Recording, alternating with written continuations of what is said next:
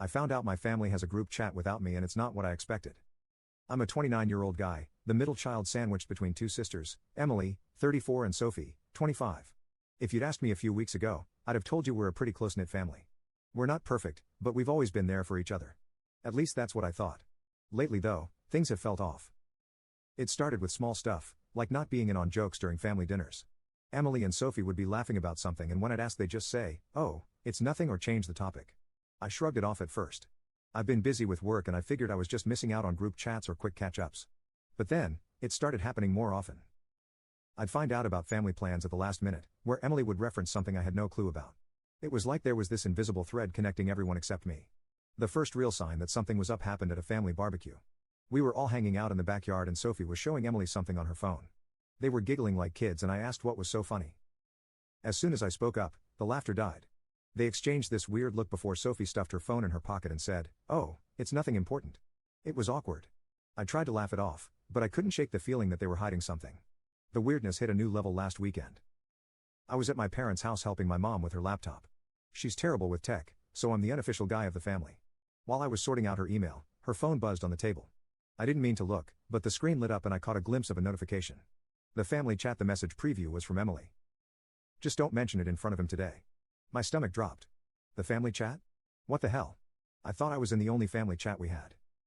You know, the one with the usual boring stuff, grocery lists, reminders, the occasional meme, but this wasn't that chat. This was something else, something I wasn't a part of. I didn't say anything to my mom. I just handed her back the laptop and made up an excuse to leave. On the drive home, I kept replaying that message in my head. Just don't mention it in front of him today. What were they hiding from me? Was it something about me? Did I do something to upset them? I decided not to confront anyone right away. Instead, I started paying closer attention. I remembered a few months ago when plans for a family trip got changed last minute. At the time, they said it was because of Emily's work schedule, but now I wasn't so sure. And then there were the inside jokes I didn't get, the side conversations that ended as soon as I walked into the room. I pulled up my own phone and scrolled through our family chat. It was exactly what I remembered, dry basic stuff. Nothing like the message I saw on my mom's phone. There were no discussions, no jokes, no plans being made. Just logistical messages like who's bringing dessert on Sunday?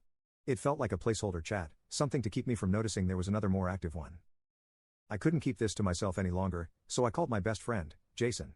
We've been friends since college and he's usually good at talking me down when I start spiraling. I told him everything, the weird looks, the secret chat, the message I saw. Jason joked that maybe they were planning a surprise party for me or something, but even he didn't sound convinced. He told me to just ask them about it directly, but I wasn't ready for that yet. If it wasn't something innocent, I didn't want to look paranoid or crazy. So I decided to test the waters a bit. The next time I saw Sophie, I casually asked if there were any new group chats I'd missed out on. She got this deer in the headlights look before quickly saying no, just the usual one. Her answer was too quick, too rehearsed. It confirmed what I already suspected, she was lying. That night, I couldn't sleep. I kept thinking about all the possible reasons for the secret chat. Had I done something to upset them? Were they talking about me behind my back? I grabbed my phone and did what any sane person does at 3 a.m. I went on Reddit. I searched for family secret chat and was surprised to find a bunch of posts from people who'd been in similar situations. Some found out their family was planning a surprise, but others discovered much worse. My anxiety skyrocketed reading those threads. The idea that my family might be hiding something serious from me kept me up all night. The next day, I tried asking Emily a similar question just to see if I could get a different answer.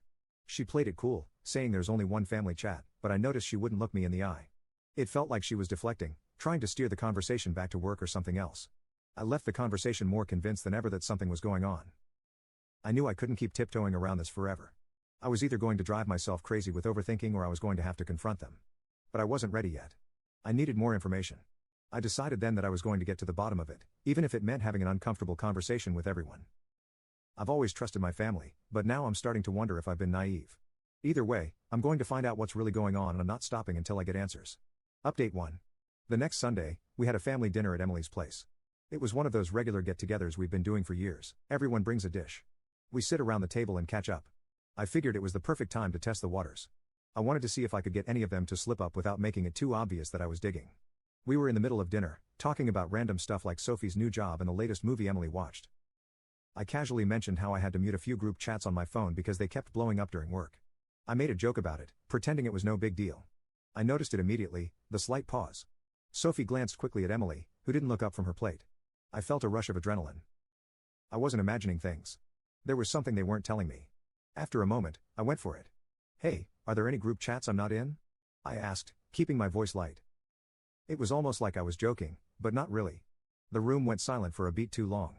Sophie gave this nervous laugh and started talking about dessert, like I hadn't just asked a direct question.